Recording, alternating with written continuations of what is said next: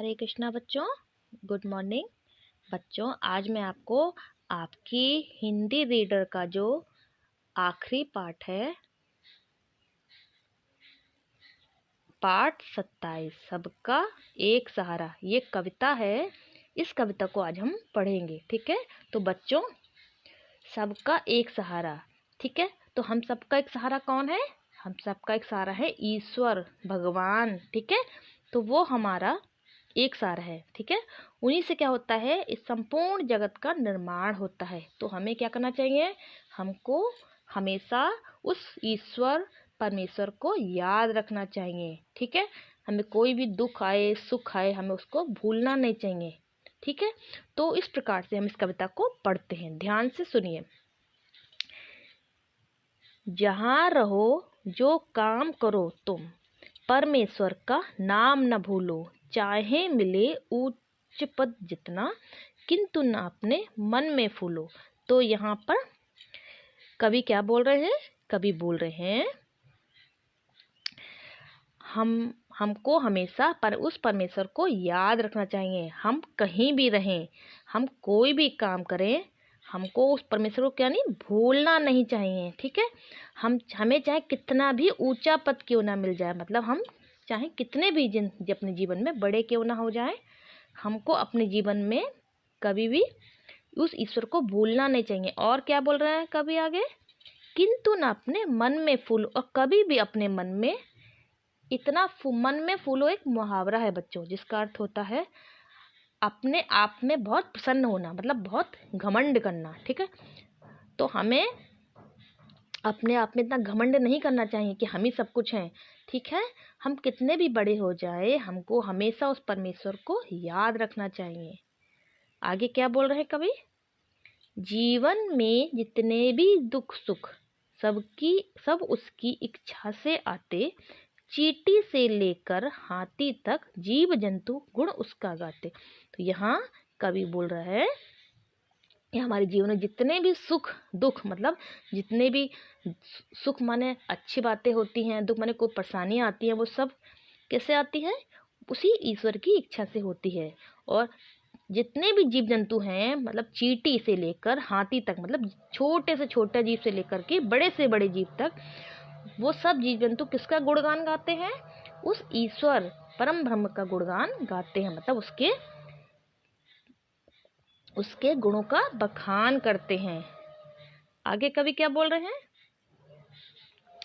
राम कहो या कृष्ण कहो, कुछ भी उसको तुम क्यों न कहो, फर्क नहीं कुछ भी पड़ता, तुम निर्भर होकर सिर्फ रहो।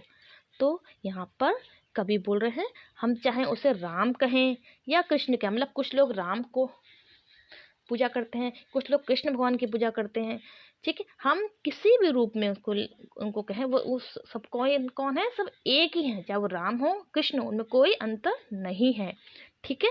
इसलिए हमें हमेशा उसी ईश्वर भगवान पर निर्भर रहना चाहिए, मतलब उस पर ही हमें आश्रित रहना चाहिए। आगे कभी क्या बोल रहे हैं? वह पिता और माता, विद्या धन बंधु और सर्वस्व वही, वह जीवन का भी जीवन है, वह प्राणों का भी प्राण सही। तो यहाँ पर कवि बोल रहे हैं वह जो ईश्वर है वो कौन है? वो हमारे माता हैं, ठीक है। वही हमारे पिता हैं, वही हमारी माता है, वही हमारी विद्या है, मतलब जो हमें ज्ञान प्राप्त होता है वो भी ईश्वर है। और हमारे पास जो धन है वो भी ईश्वर है, जो हमारे भाई बंधु हैं, जो हमारे दोस्त हैं, वो सब सब कौन है? वो सभी ईश्वर की ही संतान हैं। वह जीवन का भी जीवन है, मतलब वह जो भगवान है वो हमारे जीवन का भी जीवन है, मतलब हमको जिन लोगों ने जीवन दिया है उनको भी कौन है? उसको उत्पन्न करने वाले हैं, ठीक है। आगे कभी क्या बोल रहे हैं?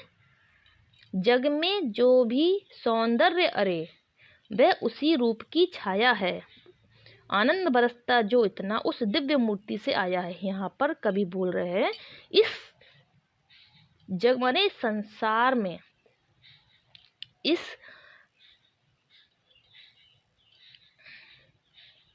जग माने संसार, इस संसार में जो भी सौंदर्य है, मतलब जितनी भी प्राकृतिक सुंदरता है, पेड़ पौधे नदियाँ समुद्र, ठीक है। तो ये क्या है? ये उसी ईश्वर की ही परछाई है, मतलब उसी ईश्वर की देन है। और जो भी आनंद बरसता है, मतलब जो भी हमें सुख प्राप्त होता है, जो हम इतना हमें देकर आनंद मिलता है, वो सब उसी ईश्वर, उसी दिव्य मूर्ति से क्या है, उसी भगवान से है उत्पन्न हुआ है। आगे कवि बोल रहे हैं, सागर वन पर्वत की शोभा, धरती की प्यारी हरियाली, उस चित्रकार से ही निर्मित किरणों से भरी थाली। यहाँ पर कवि प्राकृतिक सुंदरता को बताते हुए बोल रहे हैं, ये जो समुद्र हैं, ये समुद्र है, ये वन है, जो पर्वतों की शोभा, जो सुंदर सुंदर पर्वत हैं, ठीक है, तो धरती की जितना हरियाली छाई हुई है, ऐसा लगता है किसी ने सुंदर सा चित्र बनाया हो। तो ये चित्र किसके द्वारा बनाया गया है? उसी ईश्वर के द्वारा बनाया गया है। और हम जो सुबह सूरज को देखते हैं, उसकी जो किरणें पड़ती हैं धरती पर, तो ऐसा लगता है एक थाली में वो जो थाली है, हमारी पृथ्वी रूपी थाली किससे भरी है? उन किरणों से भरी हुई है। आगे कवि बोल रहे हैं, पावक में उसकी ज्वाला है, जल में उसकी शीतलता है, दिनकर में ज्योति स्वयं ही वह, वही वायु में चंचलता। तो यहाँ पर कवि बोल रहे हैं, पावक, पावक अग्नि का एक पर्यायवाची शब्द है, ठीक है। तो पावक मतलब अग्नि, जो अग्नि में ज्वाला मतलब जो गर्माहट होती है, वो कौन है? वो ईश्वर ही है।